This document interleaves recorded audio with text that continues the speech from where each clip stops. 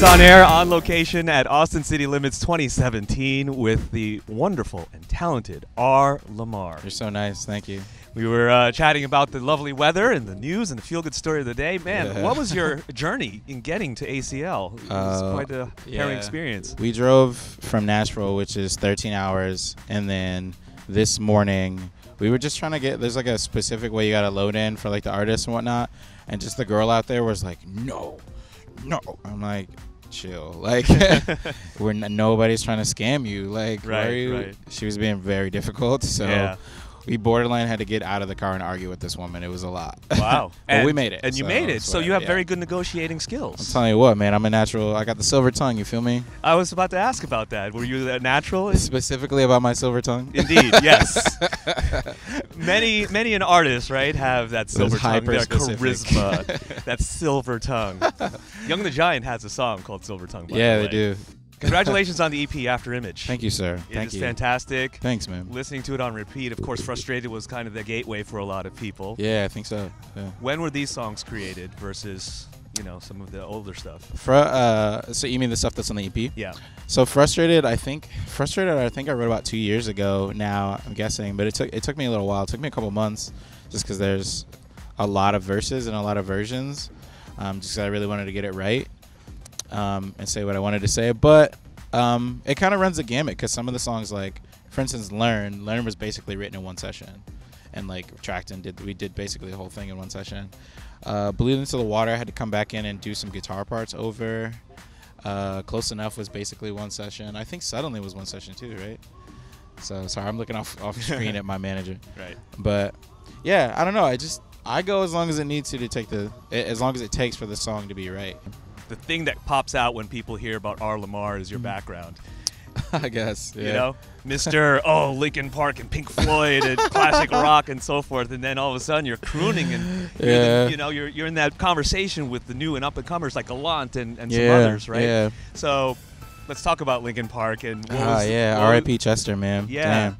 What was I guess that feeling, that first experience when you were first listening to Linkin Park? Let's go back to I remember hearing Paper Cut off of Hybrid Theory. My friend Zach Sandiger gave me the CD. This is when we were still carrying, I might be dating myself here, but this is when we were carrying around like books full of CDs, you know what I'm saying? And like a Walkman with the anti-skip thing. Right. And you carried around the microfiber to make sure. You already know. And I got glasses. You already know. I had multi-fibers on deck all the time, bro. But I remember Paper Cut because, like, going back and, like, before all that, my mother only allowed us to listen to, like, R&B and soul and jazz and, like, Anita Baker and Sade and all the stuff that she liked. But it wasn't until I got to middle school where I discovered those other genres. And, like I said, I heard Paper Cut and I was like, yo, what is this? That was the first, like, rock band I ever heard. So I was like, yo, this is bonkers. And it was, like, a little bit of rap and a little bit of, like, rock and like a little bit of and there was like an Asian dude doing Mr. Han doing scratch, and I'm like, yo, what is this? So I was all about it, and then I just kind of moved forward from there. And then, you know, like emo was big then. Listened to a lot of like Seosin, Sucker Survive and stuff like that. And then I got into prog rock through my friend David's dad, who was really into like King Crimson. And we listened to Starless and Bible Black, like, so much. So that song's like 14 minutes long, you too. You started at the current time and then went backwards, right? Yeah. Through a lot of associations and stuff. But yeah. So were you a Warped Tour kid? You brought up a lot of the emo bands like Seosin. And were you into Thrice? And oh, bruh, you know, yes. Like, yo, Thrice's Stare at the Sun was one of the first rock videos I ever saw. Wow. With the lights. Yeah. Stare straight into the sun. I think I remember seeing you in one of those Warped Tour videos. Probably. In Florida, you know. Wild tight pants, like not in the wall of death because I got glasses. Did you also have the black nail polish and the eyeliner and all? No, I didn't go that far. No, but you would have caught me at it. But this thing is, like, my mother didn't really let us go to those shows, which was whack. But I was born in Sarasota, or excuse me, in Bradenton. Sarasota's the neighbor city. And that's where there's like Under Oath is from there. We the Kings is from there. Burden of a Day came out of there. We played a lot of shows. Like I remember opening for Burden of a Day and Plea for Purging, which is like, and I was singing like Anthony Green and Sitting color covers. What? Like, yeah, it was not a match.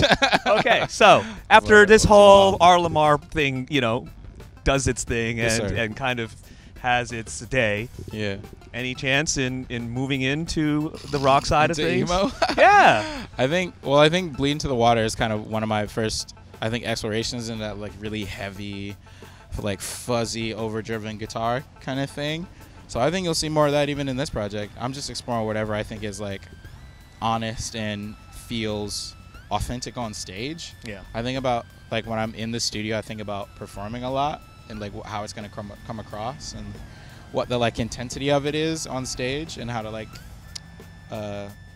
form like an ebb and flow for a set. So I think you get a lot more of that stuff because I'm like interested in that. So I feel like it comes from me.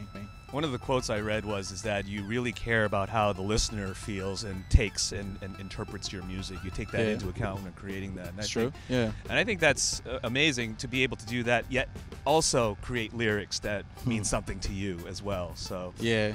You're a magician at that, I think. So a lot of artists are just like, it's all about me, and this is how I feel, right? Yeah. So I got many rabbits. I got many hats. You know what I mean?